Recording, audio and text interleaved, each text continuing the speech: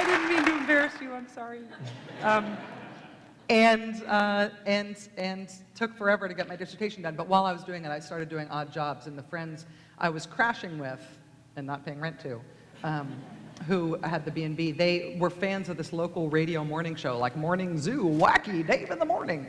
And they just dared me, because I was doing landscaping jobs, I was working at a factory, I was doing deliveries, I was like the world's worst handyman. If you have a small problem, hire me, I'll make it worse. I was the Paul Ryan of small plumbing projects. That's a budget committee joke. And so they dared me to do an open on-air audition for the sidekick newsgirl job on this Morning Zoo radio show, and I wasn't busy. So I did it, and I talked into that microphone that morning on the air on WRNX in Holyoke, Mass. And I thought, oh, this is what I'm supposed to be doing. So describe your transition. You did about 8 years or so on radio, had a loyal following, and then you transitioned to being a political anchor on MSNBC. Kind of describe how that changed your personal life, of the effect of being now seen on TV every night as opposed to being heard at a local radio station, and then national North America. It hasn't changed my personal life that much, I don't think.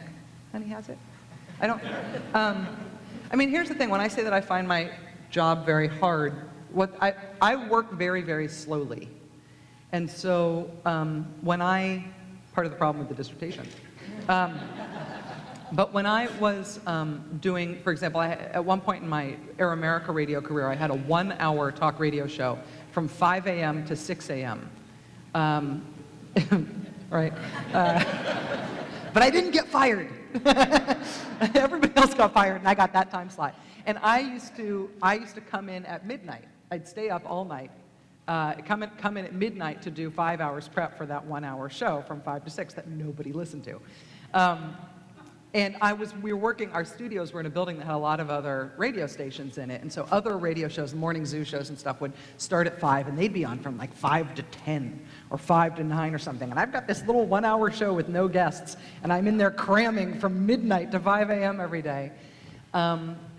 And totally motivated by fear of failure. And that sort of fear of failure motivated work ethic means that I don't actually do anything other than work. So it didn't change my life very much to go from working all the time in a studio to get ready for a radio show, and then going home and sleeping, and then getting up and working all day, getting ready for a radio show, and then going home and sleeping. I just do that and people can see me. No. I guess that also was almost the call for you to have a voice for some issues that may or may not have been in the mainstream. You're now the first openly gay anchor on political TV. And one of our graduates sent me a question last night. I wanted to see if you could address it. And she said she knows we're going to talk about healthcare, we're going to talk about Democrats and Republicans hating each other, but she wanted to know your opinion on what the identity queer meant to you. Queer is, I've always found easy to say, as opposed to gay, lesbian, bisexual, transgender, and any other thing, or GLBT. Literally, it's been as somebody who came of age, again, during the AIDS movement, during the at times quite radical AIDS movement, and that sort of modern vestige of the identity politics movement, I'm very comfortable with terms that don't make everybody comfortable. And I know that's both a generational thing and a regional thing, and in terms of it puts you on the political number line in terms of how comfortable you are with that. I don't really care that much about terminology anymore. I think there was a time in my life when it was really important that everybody said everything right and got terms right, and either deliberately, provocatively used words that made other people uncomfortable to say, or said the exactly appropriate. Where I don't think that's key to making progress anymore. And she also wanted me to add that her and her girlfriend are big fans. Oh, very good. Yes. Yeah, if I just could comment on that for a second, it's, I stand on the shoulders of those who went before me in terms of being able to be openly gay and have the kind of job that I do. But there are a couple things I think that are sort of anti-common wisdom about that. One is that it doesn't come up that much.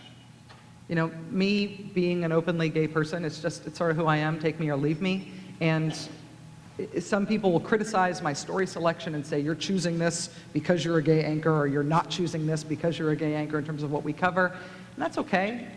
You know, you'd probably have the same sort of critique of me if it was about me being from a specific part of the country or some other demographic fact about me. It's just not determinative. It's one thing about me, and people can accept me. Because I'm more than just that. And I just feel like the audience and the American people deserve more credit than we get about how we cope with openly gay people. I'm testament to that. One of the things that I was told when MSNBC hired me was, listen, you know, the cable audience skews older. And while younger people are not going to have an issue with an openly gay anchor, older people really are, and we're worried that that's going to affect the older audience. I want to especially thank everybody here who identifies as an older person. I think it's completely, thank you.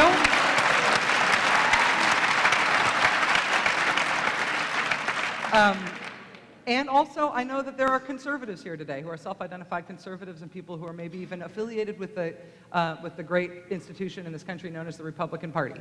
And I'm not kidding. I know there are conservatives and Republicans among us today. I have spies. And both older people, conservative people, people who are both politically conservative and small c conservative, I think the common wisdom underestimates the degree to which we are not a bigoted nation, and the degree to which we accept one another in all of our complexity. And so that's not about me, that's about the audience and the country and the people who appreciate my show. So thank you for that, and be proud of that.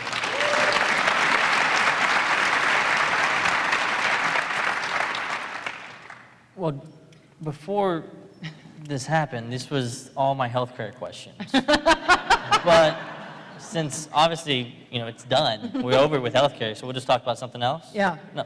Yeah. What happened last night? Give us a brief civics lesson of, we had 3 bills pass, or 2 bills pass and 1 fail.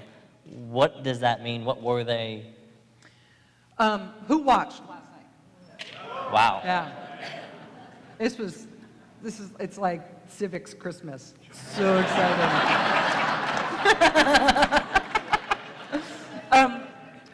I think there are 2 ways to describe what happened. One is the technical votes that were taken. The House passed the Senate bill without changing it. And what that means is that the Senate doesn't have to vote on it again. So had the House made any changes, had amended the Senate bill in any way and passed an amended version of it, then the Senate would have to go past those amendments again. Because the House passed the Senate bill as is, the Senate bill doesn't have to pass it again. It's been passed both houses. There's no difference between those 2 things. They passed the exact same thing. In addition, they passed rather than amending the bill, they passed a separate bill, which is what the House sees as fixes to the Senate bill. And they've crafted those fixes, it's 100 some odd pages. Anybody know how many pages it is exactly? 110, thank you very much. Thank you for buying me that drink last night too. I didn't get to say thank you. I didn't know till the bill came, it was very nice of you. And we won't tell you where we were. So the Senate crafted this package of changes, fixes, to what the Senate has already passed. And that has been crafted in such a way so that it can be passed under reconciliation rules. Reconciliation rules are a legislative term that means that these are things that relate to the budget. They have to be germane to the budget. They can't be about Social Security, and you can't filibuster them. And so this is a package that the House passed right after they passed the Senate bill. That package will now go to the Senate, and the Senate will try to pass it intact. And if that happens, these same things will have passed both houses. We will have reconciled what the 2 houses of Congress have done, and the Senate and the President will have something to sign. Now, Republicans in the Senate desperately don't want this to happen. They will challenge the reconciliation eligibility of everything that's in that package and say, oh, you can't do this here. They will also try to add amendments to the Senate bill, so that the Senate bill changes, then it has to go back to the House again so they can keep it going, so they can still try to